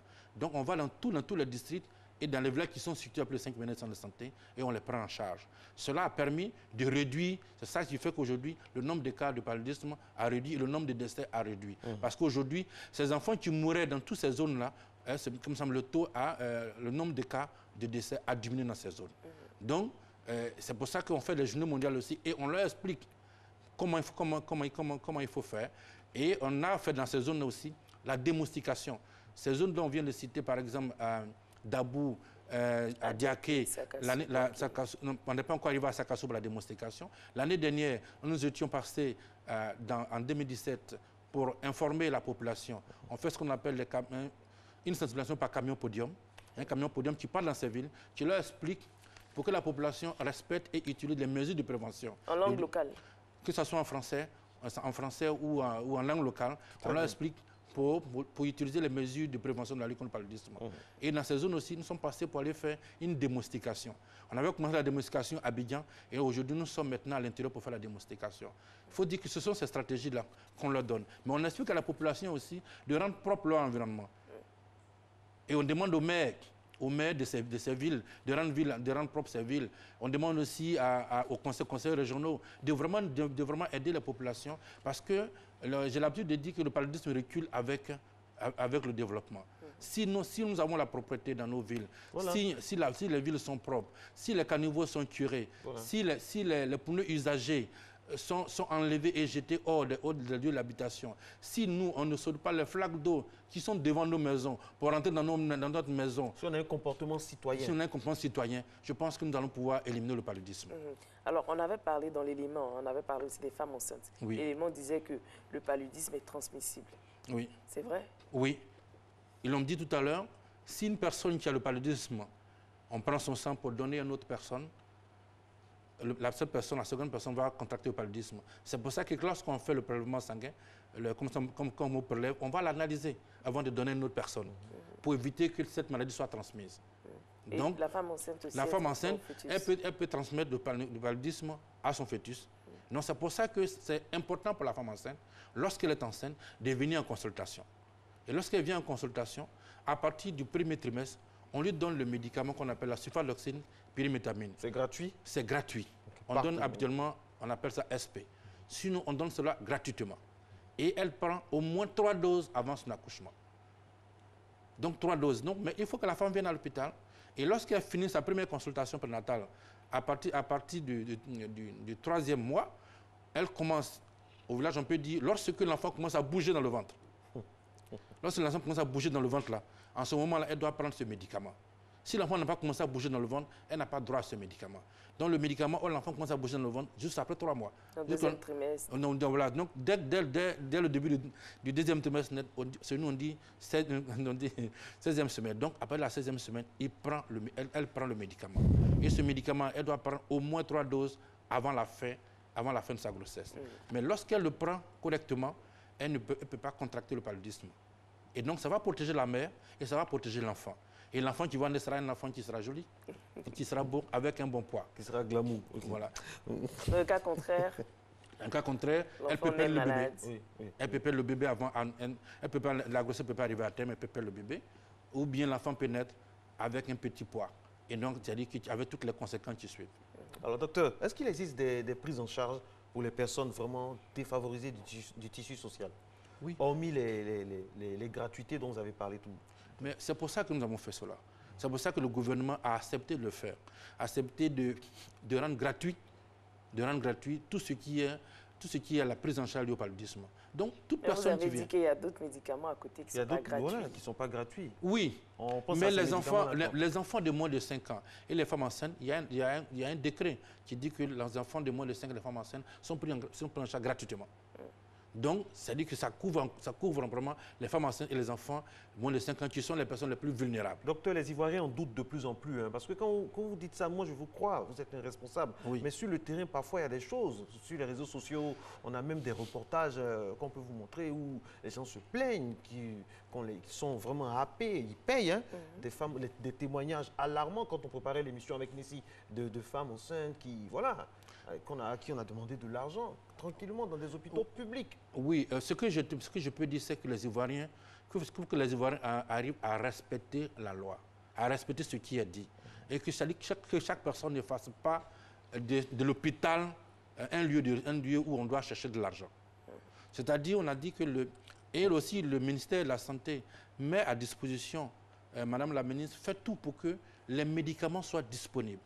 Et tout soit disponible à l'hôpital. En ce qui concerne le paludisme, tous les médicaments sont disponibles partout où besoin y est. Et même, je peux vous dire, on a mis à la disposition tous les centres de santé de Côte d'Ivoire 2093 hémoglobine, un appareil qui permet de détecter l'anémie. Donc, il faut que chaque personne fasse son travail. Il faut que chaque personne respecte ce qui est dit. Si on arrive à respecter cela et qu'on donne gratuitement les médicaments, la femme enceinte qui vient, qui vient pour un accouchement, je ne parle pas d'accouchement, mais en ce moment, les kits sont disponibles. Elle vient, il faut qu'on respecte cela et qu'elle bénéficie de la gratuité. L'État de Côte d'Ivoire a fait cela. Le gouvernement a demandé que ça soit gratuit. Il faut que nous, qui sommes les agents de santé, et qu'on fasse un effort pour respecter vraiment les conseils. C'est vrai, il y a toujours des brebis galeuses, mais il faut qu'on fasse un effort. Mais je pense que la majorité respecte. Mais à vous aussi de nous aider pour que cela aussi soit respecté partout où besoin il y a. Non, mais c'est ce qu'on fait. Hein. On vous transmet ce que la population nous dit, afin que vous puissiez prendre des mesures. Voilà. Donc vraiment, je pense que la ministre de la Santé, Madame la ministre, ne dort pas. Elle fait tout pour que la population de Côte d'Ivoire soit bien soignée et le médicament disponible. Et que donc nous aussi, en tant qu'agents de santé, nous devons aider aussi pour que tout le monde ait accès à ce traitement. Et ceux qui, en même temps, parce que c'est très courant, l'automédication, très très courant, on ne se sent pas bien, on va à l'hôpital, on connaît le nom d'un médicament qui peut soigner le palu parce que telle personne a eu le palu, il a utilisé tel médicament, on fait la même chose. Et à côté de ça, il y a les médicaments traditionnels. Beaucoup de tradipraticiens vendent des médicaments qui, d'après eux, aident à soigner le palu. Qu'est-ce que vous avez à dire? Ok. Il faut dire que lorsque j'ai dit, souvent tout le monde pense pouvoir savoir traiter le paludisme, mais ce n'est pas le cas. Lorsque vous avez la fièvre, il faut aller à l'hôpital. On va faire le diagnostic. Si vous avez le paludisme, on va vous donner le traitement. Comme je l'ai dit d'entrée, une fièvre n'est pas égale au paludisme. Non, partout où vous partez, donc si nous avons formé pour cela, nous avons formé les pharmaciens. Nous avons formé les pharmaciens pour que les personnes qui viennent dans leurs officines pour prendre directement le médicament, que cela cesse. Que les pharmaciens ne donnent plus le médicament comme ça, parce que je viens pour voir, je dis, monsieur, madame, j'ai le paludisme, j'ai la fièvre, et on me donne un médicament. Ce n'est pas bon. C'est proscrit aujourd'hui, parce que la fièvre n'est pas égale au paludisme. Il faut que ça soit confirmé. Il faut qu'on vérifie à la goutte épaisse ou au TDR pour dire que vous avez le paludisme avant de le faire. Mais les tradipraticiens, je ne veux pas m'attarder sur là-dessus, mais eux aussi, on a un partenariat avec le programme, pour les former. Et pour qu'eux aussi, même avant de traiter, avant de donner un médicament, et qu'ils puissent savoir que cette personne-là a le paludisme. D'accord. Voilà. Donc, on doit faire un tour à l'hôpital. Voilà. Donc eux-mêmes aussi, on doit les former pour que ça soit fait. Mais on ne doit pas utiliser et le médicament traditionnel et le médicament pharmaceutique et tout ça ensemble. Parce que ça peut créer d'autres problèmes. Donc, il faut que les gens arrivent à faire un traitement. S'ils sont sur le tradipraticien qui connaît, qui peut traiter le paludisme et qui a vérifié qu'ils ont vraiment un paludisme, OK, avant de le traiter. Mais vraiment, je conseille à toute personne qui a une fièvre d'aller à l'hôpital d'abord, se faire diagnostiquer. Si c'est confirmé que vous avez le paludisme, on va vous donner le médicament là-bas. Merci beaucoup, docteur Tano Mea Antoine. Je rappelle que vous êtes directeur, coordonnateur du programme national de lutte contre le paludisme. Voilà, on espère que toutes ces informations sont bien reçues. Et on salue toutes ces personnes qui sont à l'intérieur du pays, dans les hameaux, dans les villages, qui travaillent pour le compte du ministère, qui abattent un travail formidable, parfois sans moyens. Et vraiment, il faut que ce soit effectif. Plus de moyens, il faut vous donner plus de moyens pour que vous puissiez surtout contrôler l'effectivité des décisions dans les hôpitaux, parce qu'il y a des choses parfois qui peuvent se passer et qui peuvent choquer. Et Marco, oui, allez-y. Allez, c'est quoi le thème de cette année? Le thème de cette année, prêt à vaincre le paludisme. Est-ce qu'on peut vaincre le paludisme? Oui, nous pouvons vaincre le paludisme. Avec nos moyens, là? Oui, aujourd'hui, on a d'autres moyens. Je voudrais profiter pour dire que la ministre, avec le plaidoyer, avec la mobilisation de ressources, on vient d'avoir un nouveau partenaire. Un nouveau partenaire qui aussi va en dehors du Fonds mondial, on vient d'avoir PMI, qui est le Fonds présidentiel américain pour la lutte contre le paludisme. Donc, toutes ces ressources-là, et avec les moyens qu'ils viennent de développer pour dire, on va aller vers les populations, aller dans les villages, aller aujourd'hui, en dehors des villages où nous sommes maintenant dans le secteur privé. Nous sommes dans les cliniques privées, nous sommes les entreprises, pour que tout le monde soit pris en charge. Parce que nous sommes partout. C'est-à-dire que si on veut éliminer le paludisme, là, il faut y aller. Et donc, on vient aussi de distribuer les moustiquaires. On vient de faire la campagne. On a distribué plus de 15 millions de moustiquaires. Mais il faut que la population donne sous ces moustiquaires. Absolument. Parce que si 80% de la population tombe sous la moustiquaire, nous allons réduire de 2 à 3 points le nombre de cas de paludisme. Et donc, si cela est respecté, et que toutes les mesures sont respectées, toutes les personnes qui viennent, qui contractent la maladie, viennent à l'hôpital et qu'on les soigne, on pense que d'ici 2020, on sera en préélimination. Et le nouveau plan qu'on fera après 2020, ça sera un plan de préélimination. Et on sera au rendez-vous de 2030. Merci beaucoup. Avec ces notes d'espoir, on espère que cela va se traduire concrètement sur le terrain avec des comportements aussi qui vont œuvrer pour le bien-être des populations. Très bonne journée sur RTI1. J'aimerais souhaiter un très joyeux anniversaire à Hortense Kofi, téléspectatrice fidèle de ma grande animatrice, la ravissante et sublime Hortense Kofi. Merci d'être resté en notre compagnie. Soro, félicité donc à réaliser ce rendez-vous. Rédaction chef Kadi Fadiga, Nessindri, tout le monde, par ma voix, vous remercie, vous souhaite une bonne journée.